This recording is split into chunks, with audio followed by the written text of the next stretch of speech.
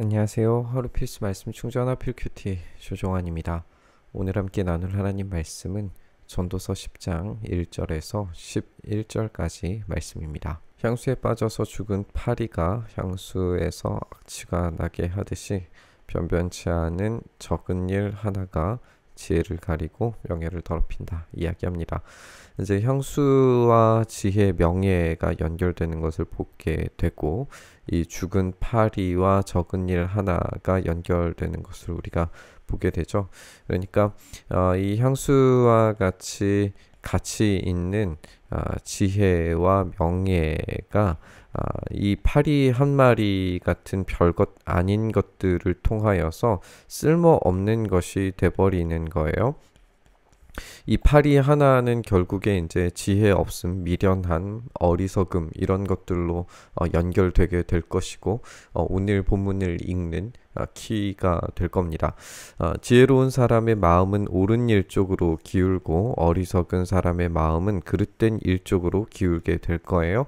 그러니까 이런 가치 있는 것, 지혜와 명예를 아무것도 아니게 만드는 이 파리의 역할이 이 어리석은 그릇된 일로부터 시작이 된다라고 하는 일반적 잠언의 이야기를 하고 있는 것 같습니다. 그러나 이것은 우리가 이제 전도서를 읽고 있는 방식의 하나로서 이제 재진술을 해봐야겠죠. 그것은 바로 역설에 대한 이야기입니다.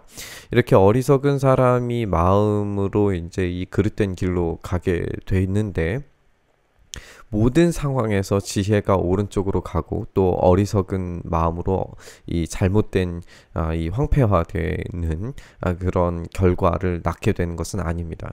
지혜로울지라도 결국에는 이런 안 좋은 상황을 맞닥뜨릴 수 있고 모든 것은 예상 불가능한 상황에서 벌어지는 일들을 맞닥뜨려야 해요. 그러면 이제 그런 예상 불가능한 상황을 만났을 때 어떤 식으로 대처하느냐도 굉장히 중요할 텐데 오늘 본문은 거기까지는 이야기해 주지 않을 겁니다. 어리석은 자는 길을 갈 때에도 생각 없이 자기의 어리석음을 누구에게나 드러낸다. 통치자가 너에게 화를 낼 때에 너는 내 자리를 뜨지 말아라. 침착하면 큰 잘못을 막을 수 있다. 라고 이야기하면서 이제 어리석은 자가 생각 없이 어리석음을 누구에게나 드러내는 것처럼 그리고 이 통치자가 화를 내면서 이 어리석은 행동을 할 때에도 결국에 이 상황 자체는 예상 불가능한 상태에서 일어나는 일들입니다. 예상 불가능한 상태에서 이 어리석음을 드러낼 때에 결국 이 침착함으로써 큰 잘못을 막을 수 있는 것 이것이 어떻게 보면은 지혜로운 반응일 수 있겠죠. 그러나 이 지혜로운 반응이 과연 늘 좋은 결과물로만 나오게 될 것이냐 그것은 우리가 알 수 없는 일이다라고 전도자는 이야기하는 것 같아요. 내가 세상에서 본 잘못된 일 하나는 역시 통치자에게서 볼 수 있는 크나큰 허물인데 어리석은 사람을 높은 자리에 앉히고 존귀한 사람을 낮은 자리에 앉히는 것이다. 내가 보니 종은 말을 타고 상전은 종처럼 걸어다니는 일이 있더라. 그러니까 이 어리석은 사람이 높은 자리에 앉는 것과 종이 말을 타는 것이 연결되죠. 그리고 존귀한 사람이 낮은 자리에 앉는 것과 상전이 종처럼 걸어다니는 일이 있다라고 하는 것이 연결되는 걸 보게 됩니다. 그렇다면은 이 본문에서 이야기하고 있는 것은 어리석은 사람이 곧 이 종과 같은 지위를 가져야 마땅한 사람인데 그 사람이 말을 타고 높은 자리에 앉아 있는 이런 잘못된 통치를 하고 있는 결정권자에 의해서 벌어지는 일이라는 걸 우리가 알 수 있죠. 이 잘못된 통치자로부터 일어나는 일은 우리가 전도서 전체로 생각을 해봤을 때의 착취와 억압입니다.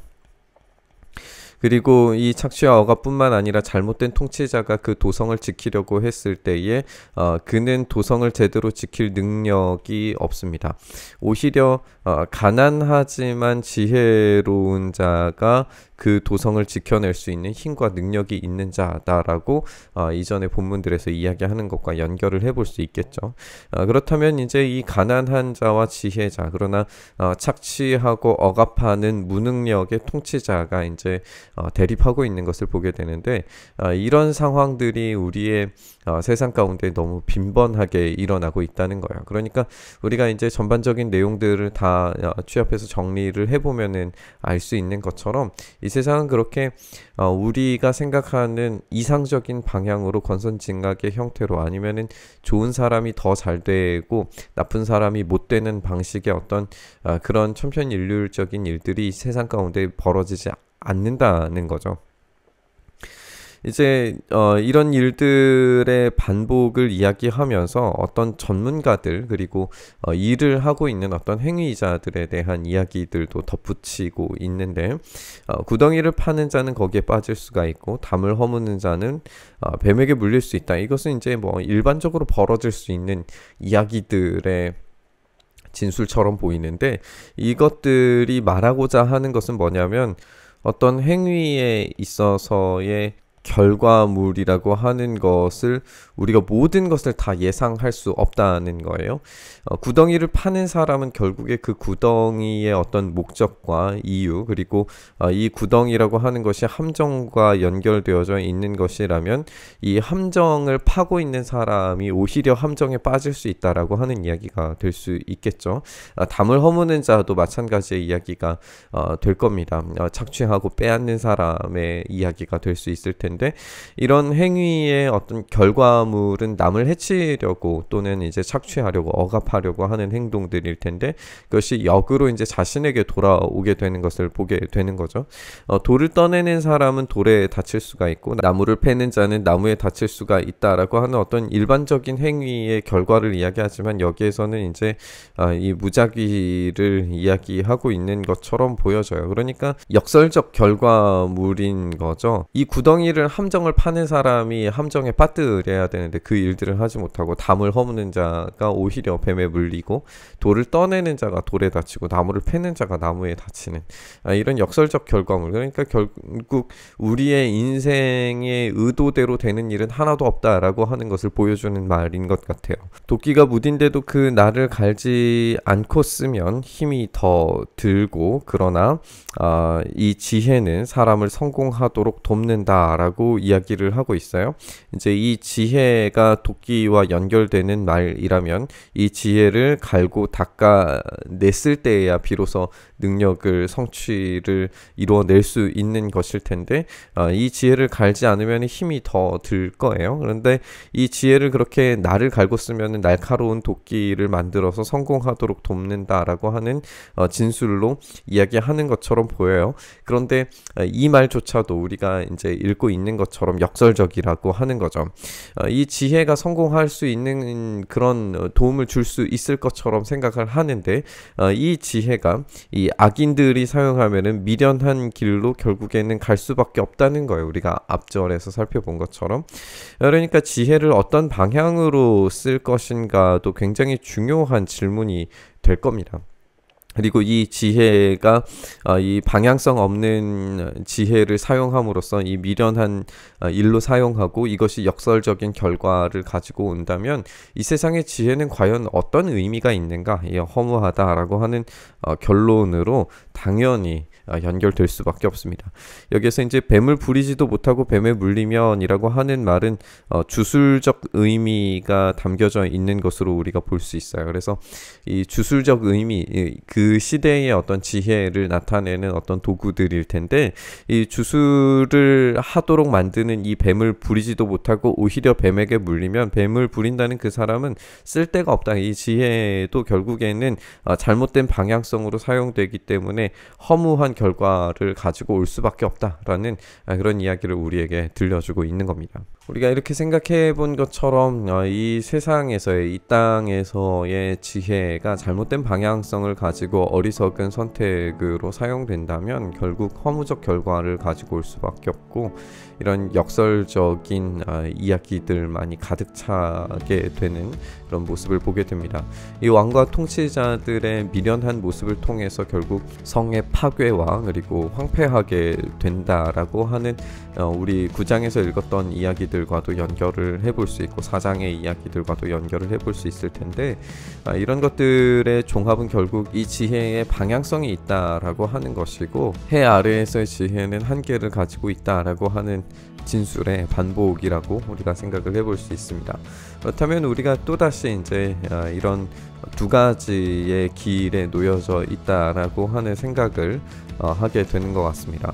그것은 하나님께서 주시는 그 지혜에 합당하게 살 것인가, 아니면은 이 세상의 지혜에 휘둘리면서 허무적 결말을 맺으면서 살 것인가, 이 두 가지 선택지가 우리에게 놓여져 있다라고 해야겠죠.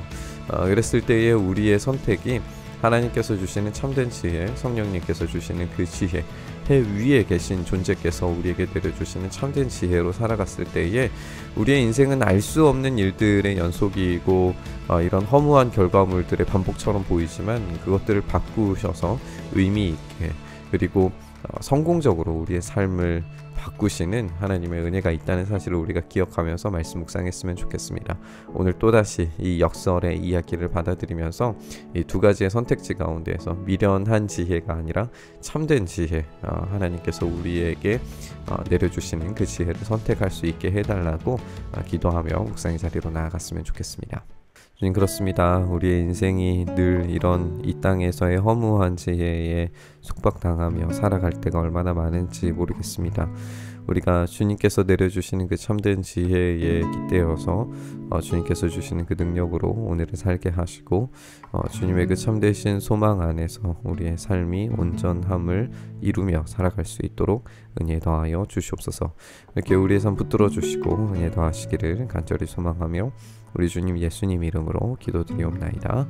아멘.